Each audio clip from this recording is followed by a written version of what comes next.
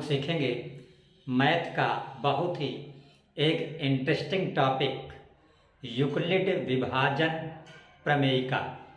तो सबसे पहले हम सीखेंगे कि यूक्लिड विभाजन प्रमेयिका क्या है, इसका दूसरा नाम क्या है और वह नाम किस गणितज्ञ के नाम पर पड़ा और यूक्लिड विभाजन प्रमेयिका का प्रयोग कहाँ पर गणित में किया जाता है। तो ये सारी बातें हम आपको डिटेल में एक एक करके आज समझाने वाले हैं, इसलिए चैनल को आप लोग सब्सक्राइब अवश्य कर लें ताकि इस तरीके की जितने भी गणित की अच्छी जानकारी है आप तक आराम से पहुंचती रहे। तो जैसा कि हमने बताया यूक्लिड विभाजन प्रमेयिका, हमने लिखा है यहाँ पे यूक्लिड विभाजन प्रमेयिका। तो यूक्लिड विभाजन प्रमेयिका क्या है? यह दो धनात्मक पूर्णांकों का HCF मीन्स महत्तम समापवर्तक ज्ञात करने के तकनीक है, विधि है। इस यूक्लिड विभाजन प्रमेयिका को यूक्लिड विभाजन एल्गोरिथम के नाम से भी जाना जाता है। ये जो शब्द एल्गोरिथम है ये कहाँ से लिया गया है? एल्गोरिथम शब्द 9वीं शताब्दी के एक फारसी गणितज्ञ थे जिनका नाम था अल-ख्वारिज़मी। क्या नाम था? ये एक फारसी गणितज्ञ थे जिनका नाम था अल-ख्वारिज़मी। तो अल-ख्वारिज़मी के नाम से ही ये एल्गोरिथम शब्द लिया गया है। तो आपने क्या समझा कि यूक्लिड विभाजन प्रमेय को यूक्लिड विभाजन एल्गोरिथम भी कहा जाता है। इसका प्रयोग दो धनात्मक पूर्णांक संख्याओं का HCF मीन्स महत्तम समापवर्तक ज्ञात करने में किया जाता है। हम दो संख्याएं लेंगे और आपको यहाँ पे दिखाएंगे कि उन दोनों संख्याओं का यूक्लिड विभाजन प्रमेय से किस तरह महत्तम समापवर्तक ज्ञात करेंगे। देखिए फॉर एग्जाम्पल हमने क्वेश्चन लिखा 455 और 42, ये दो संख्याएं हैं, इनका हमें महत्तम समापवर्तक ज्ञात करना है। किस नियम से? यूक्लिड विभाजन प्रमेयिका से। तो इसके लिए सबसे पहले देखिए ये क्वेश्चन देखने में स्टूडेंट को टफ लगता है। एग्जाम्पल के लिए हमने यहाँ पे एक क्वेश्चन लिया है और दो संख्याएं ली हैं 455 और 42। इनका HCF हम ज्ञात करेंगे यूक्लिड विभाजन प्रमेय से। HCF का मतलब होता है महत्तम समापवर्तक। तो देखिए बहुत ही आसान है। हम क्या लिखेंगे? इसके लिए एक सूत्र होता है, हम लिखेंगे सूत्र A बराबर BQ प्लस R। ये मेन चीज़ है, इसको ध्यान रखिएगा इस सूत्र को। जब भी यूक्लिड विभाजन प्रमेय से आप किन्हीं भी दो धनात्मक पूर्णांक संख्याओं का महत्तम समापवर्तक निकालेंगे तो सबसे पहले सूत्र लिखेंगे A बराबर BQ प्लस R। यहाँ पर A क्या होती है? भाज्य होती है और एक ऐसी संख्या होती है बड़ी संख्या। दो संख्याएं आपको दी गई होंगी, क्लियर है? उसमें एक छोटी होगी एक बड़ी होगी। तो बड़ी संख्या को आप A मानेंगे और A किसका काम करता है? भाज्य का। छोटी संख्या B क्या होती है? छोटी संख्या। छोटी संख्या को हम B मानते हैं और ये किसका काम करती है? भाजक का। अभी हम आपको बताएंगे कि भाजक और भाज्य क्या होता है अगर आपको कन्फर्म नहीं है। क्यू, ये जो क्यू यहाँ पे होता है, क्यू का मतलब होता है भागफल, क्योंकि इंग्लिश में भागफल को क्यूटिएंट कहा जाता है, इसलिए भागफल को क्यू से दिखाते हैं। आर, ये आर आपका होता है शेष फल। जैसे मान लो आपने 3 से 7 को भाग दिया, 3 दूना 6, 1 7, तो ये आपका क्या है, भाज्य है। ये 3 क्या है, भाजक है, और 2 क्या है, भागफल है,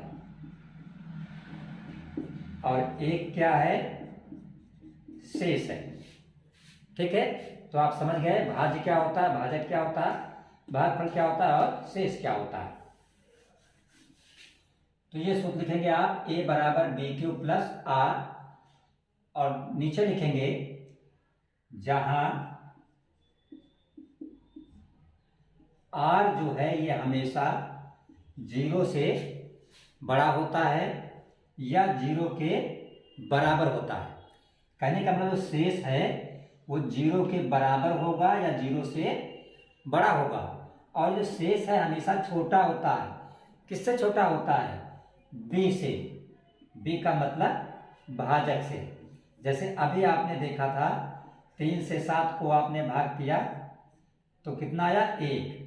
तो देखिए ये 1 क्या है, शेष। तो शेष क्या है, आप देख रहे हैं ये 0 से क्या है, बड़ा, और b, ये वाला b होता है भाजक, b से क्या है, छोटा है। ठीक, इन बातों को आप समझ गए। तो अब हम इसको हटा दे रहे हैं यहाँ से, आप नोट कर लेना इसको। तो सबसे पहले लिखते हैं, जब भी सवाल लगाएंगे a बराबर, ये सवाल स्टार्ट करने का तरीका है, a बराबर बी क्यू प्लस आर। बाकी जितनी चीज़ें हमने आपको बताई वो समझाने के लिए आप उसको नोट करना। जब भी पेपर में हो कि 455 और 42 का एचसीएफ यूक्लिड विभाजन प्रमेय से ज्ञात करो, तो सबसे पहले आप सूत्र लिखेंगे a बराबर बी क्यू प्लस आर, और ब्रैकेट में लिखेंगे r ग्रेटर इक्वल 0 और लेस b। r बड़ा है 0 से, r बराबर है 0 के, और r छोटा है b के। अब एक ही जगह पर क्या लिखेंगे, बड़ी संख्या 455, बराबर की जगह पे बराबर, b की जगह पर छोटी संख्या 42, b और q के बीच कोई निशान नहीं तो गुणा का, q का मतलब क्या होता है, भागफल। तो 42 से 455 को हम भाग देंगे,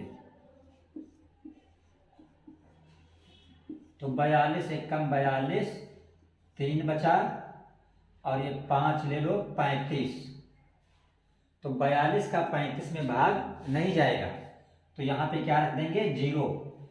तो आपने देखा जब 42 से 455 को भाग किया तो भाग कितनी बार गया, 10 बार।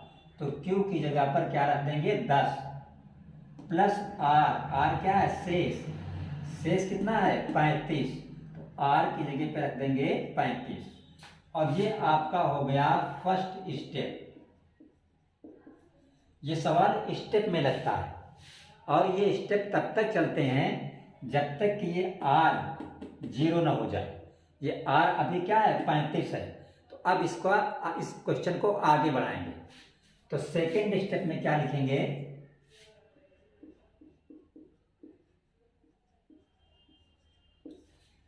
अब इस 455 से कोई मतलब नहीं है, ना इधर इस 455 से मतलब आप रखेंगे और न इस भागफल से मतलब रखेंगे। बाकी जो दो संख्याएं बची 42 और 35, इसमें जो बड़ी होगी वो a हो जाएगी और जो छोटी होगी वो b हो जाएगी। तो 42 को इसकी जगह पे रख देंगे और 35 को 42 की जगह पर, और गुणित 35 से 42 को भाग करेंगे। तो 35 से जब 42 को आप भाग करेंगे तो एक बार भाग जाएगा और शेष कितना बचेगा, 7। तो q की जगह पर 1 प्लस r आपका आया 7। अब भी r 0 नहीं हुआ है। अब हम लिखेंगे थर्ड स्टेप। तो थर्ड स्टेप में क्या होगा, ये इसकी जगह पे आ जाएगा और 7 यहाँ पे आ जाएगा इनटू। अब 7 से जब आप 35 को भाग करोगे तो ये 5 बार भाग गया, 5 टाइम्स। तो यहाँ पे लिख दोगे 5 प्लस शेष क्या बचा, शेष कुछ नहीं बचा, शेष आपका 0 बचा। तो आपने देखा फर्स्ट स्टेप में शेष 35 था, सेकेंड स्टेप में शेष 7 है, थर्ड स्टेप में शेष r क्या हो गया 0। और जैसे ही r 0 हो जाएगा पूरा प्रोसेस स्टॉप हो जाएगा, क्वेश्चन बंद हो जाएगा और इस स्थिति में जो b होगा वही क्या माना जाएगा, आंसर माना जाएगा। तो नीचे लिखेंगे चूंकि r बराबर 0 अतः प्रक्रिया जो है क्या हो गई, समाप्त हो गई।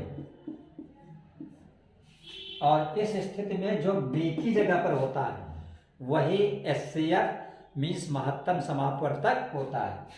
तो इसलिए जो HCF आया कितना आया 7, ये आपका हो गया आंसर।